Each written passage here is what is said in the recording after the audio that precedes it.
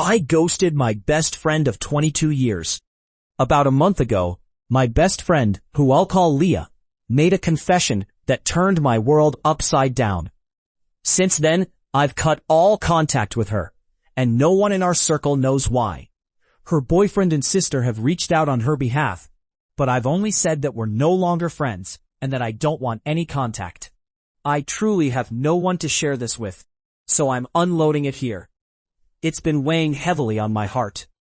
Leah has always presented herself as kind and caring, and until her confession, I believed that too. This all started when we were 14. Leah's mom was engaged to a man she didn't like. He was strict and controlling.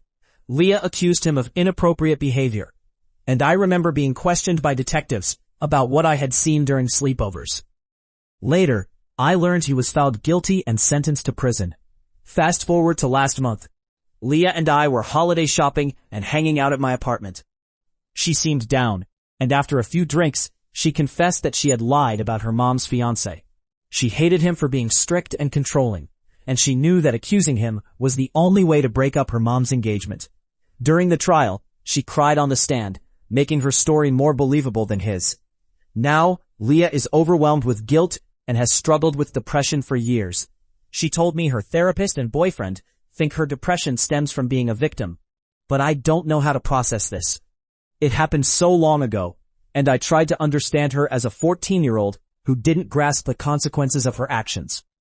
But in the end, I felt sad and disgusted. She stole a man's freedom and weaponized a trauma that real victims endure. I couldn't be friends with her anymore, so I ghosted her without explanation. Now, our friends and family think I'm the bad guy, but honestly, I don't care.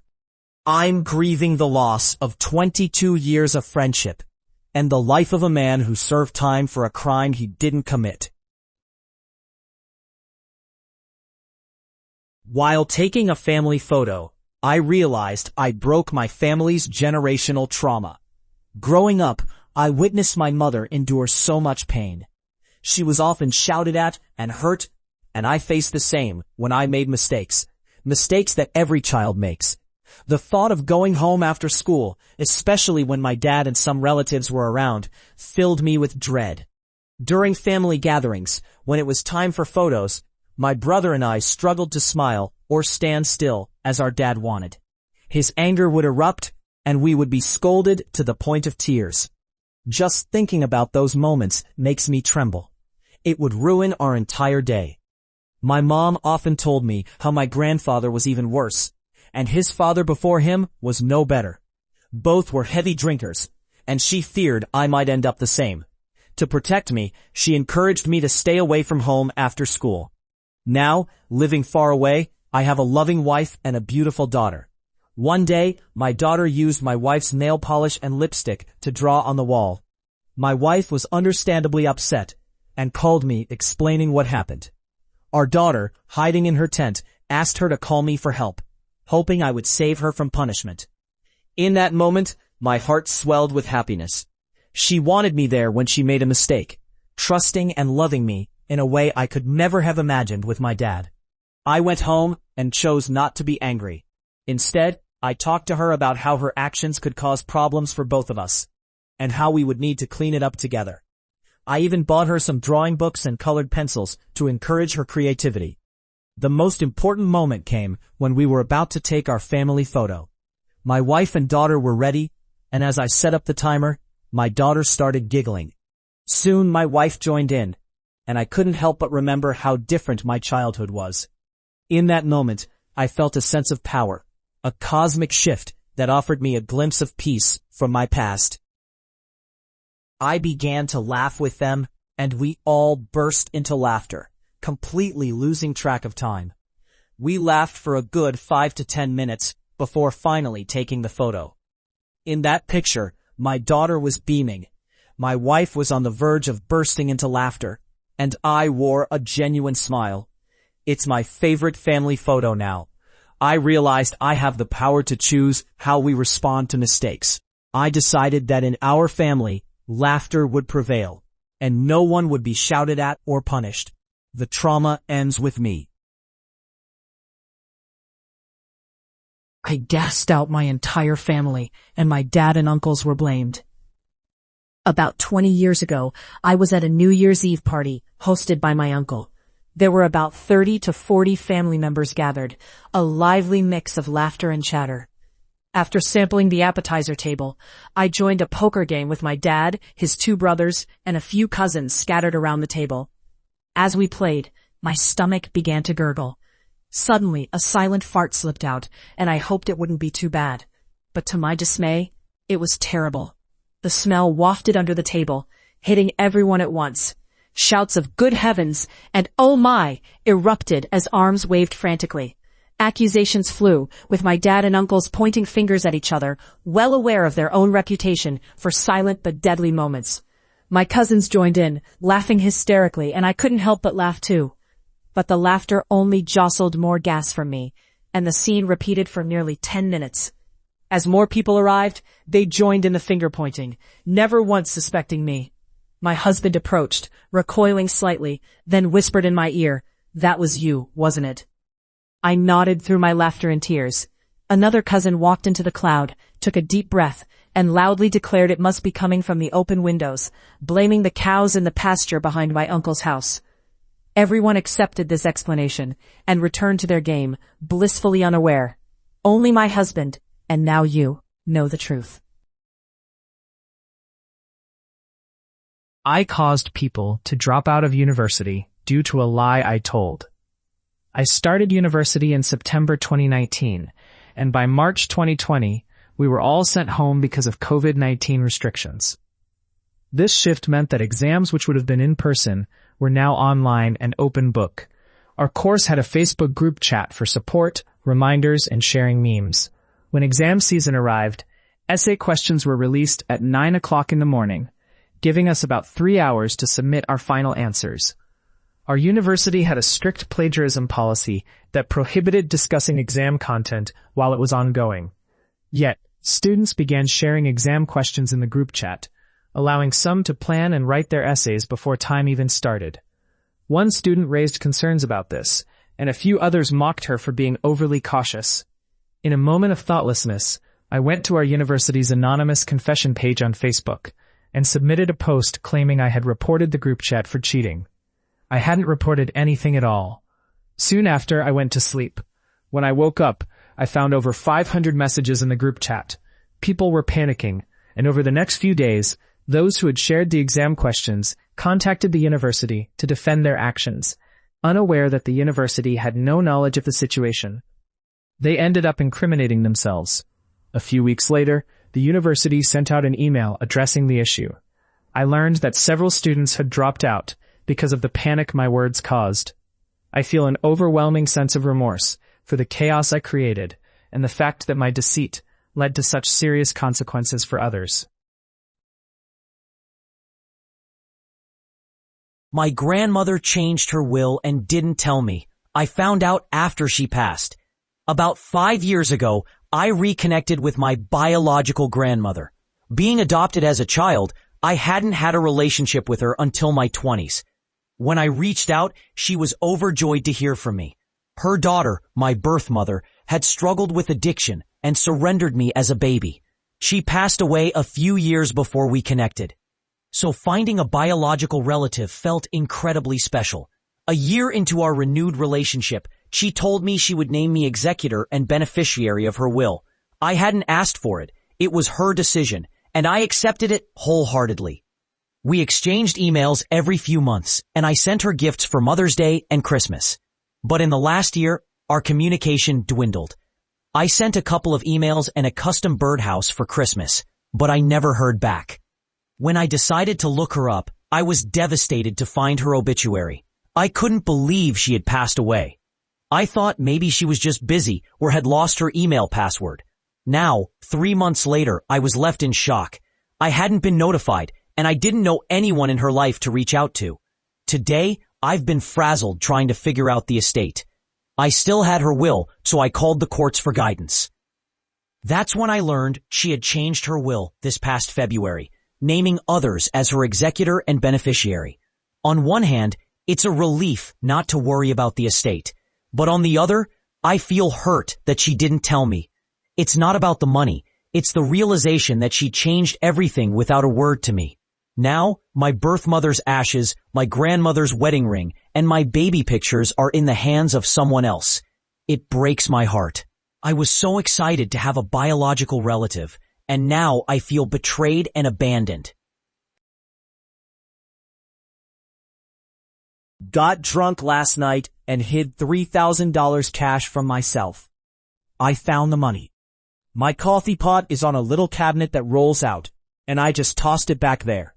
I swear it was the last thing I touched in this house, and I was looking right next to it for a while. I got a little too drunk last night. I was chatting with a woman, and the conversation started to heat up. In hopes of getting her to come over, I began cleaning up.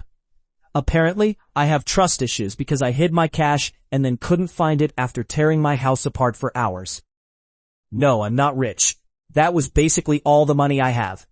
I'm sure it'll turn up, but I just hope it shows up before some bills come due. I think it's time to take a look at my drinking habits. I was quietly freaking out. The real problem is that it wasn't lost, just hidden. And she didn't even come over. So I essentially lost a Saturday looking for cash I hid from myself for no reason. I faintly remember sticking my arm under something, like a mattress. But I've looked under every mattress multiple times. My real worry is that it's tightly folded and wrapped in rubber bands. So I might have tucked it somewhere small that I just can't see. I've checked everywhere, under every mattress, the toilet, the drop ceiling, and through every folded blanket and towel. I even pulled every piece of furniture off the wall and checked all my shoes. I keep laughing to myself about how clever I thought I was with my hiding spot. But in the end, I found the money. It was right where I left it, hidden behind the coffee pot. I can't believe I was so frantic over something I had just misplaced. Not every cancer patient deserves a miracle. I am a doctor who takes care of cancer patients. Many of them turn to religion after their diagnosis, approaching death in two distinct ways. Some say, I am going to be with God now. I have fought this cancer hard, but I have lived a good life, and this is God's will. These patients die peacefully, surrounded by family and friends, on their own terms. Then there are others who cling to hope, insisting, God will give me a miracle. They lie in hospital beds, actively dying, and any intervention would be futile. I have spent hours preparing them for this moment, exhausting every avenue, yet they still believe God will find a way. They leave this world kicking and screaming, traumatizing their loved ones, and leaving behind a trail of devastation, medical bills, and confusion because they didn't think to get their affairs in order. Last week, I had a patient with stage 4 cancer. Halfway through his initial treatment, he decided to stop for no reason and didn't return. 6 months later, he came back, weak and unable to eat, expecting a miracle from God. If God exists, then he gave you that miracle in the form of upfront treatment that could have significantly prolonged your life, even with a stage 4 diagnosis. But you ignored it. The whole family did, and now they blame the medical system for not being able to treat him because he is too sick. Less than a century ago, there was no treatment for this disease. Now we have many therapies that can prolong life. Yet, that isn't enough. They want a personal miracle, as if they deserve special attention. What makes them so deserving? Have they lived exemplary lives in service of others? Have they performed miracles for anyone? Did they follow the teachings of their faith? By what moral code do they expect God to focus a miracle on them? I don't know. It doesn't matter. A miracle was offered, and it was overlooked. In my mind, there is only one group of people who truly deserve miracles. Innocent children. The rest of us, we live in too much sin. I live in Minneapolis, and I'm horrified. I don't know what the rest of the country is seeing, but things are really bad here. ICE is targeting anyone who isn't white. They don't care if they have a warrant or if what they're doing is legal. They're just taking anyone who looks suspicious to them. Our neighbors are terrified to leave their homes. Minneapolis public schools closed last week because ICE was frightening students and teachers as they left for the day. The city is now offering e-learning so people can stay inside. Many businesses keep their doors locked during business hours because owners fear ICE will barge in without a warrant and take their employees or customers. For many businesses owned by people of color, you have to knock and wait for someone to decide you're safe to let in. Some places are closing early or not opening at all because of ICE. People are scared to walk to and from their cars, knowing ICE waits for vulnerable moments to snatch someone off the street. I watched my neighbors get dragged from their home last week while their young child stood in the doorway crying. They're going door to door, taking anyone who seems illegal, which often means anyone who isn't white or speaks a different language. Just last week, they shot one of our residents in the face and killed her for trying to drive away. The officer hasn't been arrested. Ironically, an ICE agent nearly hit me with their car the day before that, simply because I was recording him and asking him to leave.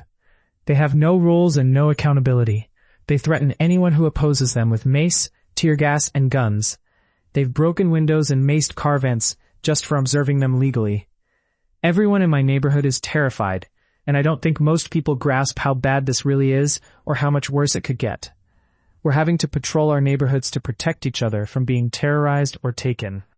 This may seem like an exaggeration to anyone who doesn't live here, but it's not. I've been patrolling my neighborhood for weeks now, and I'm horrified by what I've seen. The sound of car horns and whistles now gives me anxiety because my nervous system associates it with ICE. The only good thing about all of this is seeing the community come together to support and protect one another. Things are scary right now, but I truly love the people of Minneapolis. I'm dying, and I'm absolutely terrified. Thank you to everyone for the support and advice. I've received so many messages asking for updates, and I promise to keep you all posted. If anyone has any unconventional suggestions to help me, I'm all ears. At this point, I feel like I have nothing left to lose. I never thought I'd be facing something like this at 27. I only recently learned that what I have is incurable, and my body is deteriorating in ways I can't control. It all started 7 months ago with mild symptoms after getting COVID. Then, after taking antibiotics for suspected Lyme disease, I began losing collagen throughout my body. In just 1 week, everything changed. My urine became constantly cloudy, yet the hospitals couldn't find any signs of infection or issues. It feels like I'm literally losing myself from the inside out. They've tried immunosuppressants, even when there were no inflammation markers, but nothing has worked. I'm left hoping for a miracle, that somehow my body will stop this breakdown. COVID triggered something in me that made my own cells turn against me. It's just terrible luck.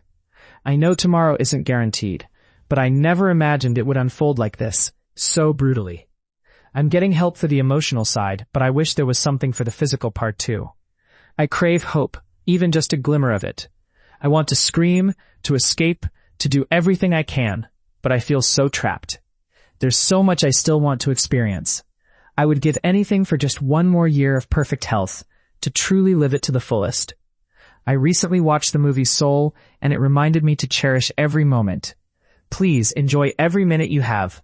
Life can change in an instant. Be kind to those around you. You never know when it might be the last day. I'm scared of dying. I don't know how to cope with it. I know I'm supposed to accept it, but I just can't. Maybe too old to get the ick, but my husband gave me one. For the past year, I've noticed our neighbor's son trying to flirt with me. He always seems to be around when I leave for or return from work, offering small talk and compliments. If I have bags, he insists on carrying them. I can't help but feel confused about what we might even have in common if he's just innocently chatting. It dawned on me that he probably has a crush on me. When I told my husband, he laughed for what felt like forever. He couldn't believe it, saying, "Why would he look at you when there are so many young women?" I felt so put off. Am I really that unattractive? I get it. He could easily pursue someone his age. But it stung to hear my husband dismiss my feelings so harshly. This weekend, the neighbor's son accidentally took the elevator with me again. I felt uneasy as he looked at me the whole time. He complimented my dress, suggesting I wear more fitted clothes like that instead of my usual outfits. I told him he might be too young to understand that you don't speak to your neighbors like that.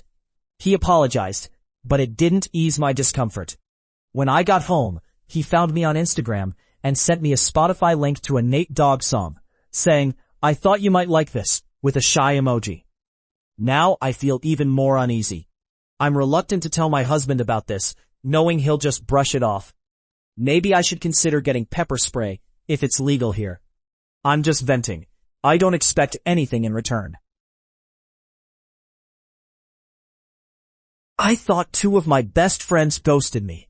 Turns out they passed away. I used to see Steve and Nikki at the bar all the time. They were a happy couple, always there for me, and I would do anything for them in return. They were caring and principled, genuinely good people. When I was homeless, they took me in. When I was hungry, they fed me. When I was sad, they lifted my spirits.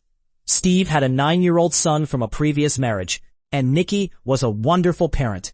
Steve worked in cybersecurity, while Nikki was in food service. But both of them struggled with addiction.